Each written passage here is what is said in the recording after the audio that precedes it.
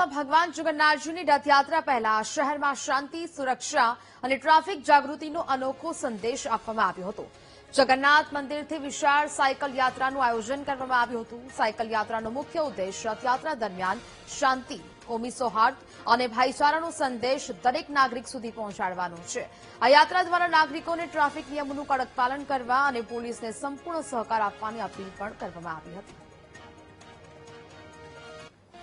ભગવાન જગન્નાથજીની યાત્રા 149મી ભગવાન જગન્નાથજીની યાત્રા ખૂબ જ રંગેચંગે ધાર્મિકતાથી અને કોમી એખલાસથી અને નિર્વિઘ્ન પસાર થાય તે આશયથી આજે અમદાવાદ શહેર ટ્રાફિક પોલીસ દ્વારા એક સાયકલ રેલીનું આયોજન કરવામાં આવેલું છે અને સાથે સાથે આપના માધ્યમથી અમદાવાદ શહેરીજનોને હું એક અપીલ કરું છું કે તેઓ ટ્રાફિક નિયમનનું પાલન કરે, ટુ વ્હીલર વાળા હેલ્મેટ પહેરે, ફોર વ્હીલર વાળા સીટ બેલ્ટ પહેરી અને પોતાની જિંદગી બચાવે એવું હું પ્રજાને અપીલ કરું છું। ભગવાન જગન્નાથની 149મી ઐતિહાસિક રથયાત્રા આવવાની છે, તેને લઈને ટ્રાફિક પોલીસ દ્વારા હાલ જે સાયકલ રેલીનું આયોજન કરવામાં આવ્યું છે।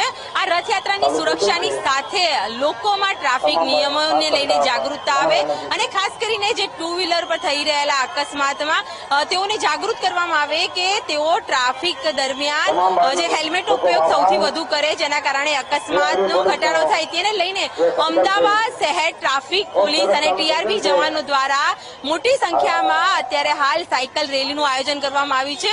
ભગવાન જગન્નાથના મંદિરથી આ સાયકલ જે પ્રસ્થાન કરી છે, આ રેલી જે છે રૂટ ઉપર જશે અને તમામ જે લોકો જે રહીશો છે તેઓને જાગૃત કરશે, કારણ કે ટ્રાફિક નિયમનની સાથે સુરક્ષિત રહેવા માટે હેલ્મેટ અને સીટ બેલ્ટ કેટલા જરૂરી છે તેને લઈને બેનરો સાથે તેઓને જાગૃત કરવામાં આવશે।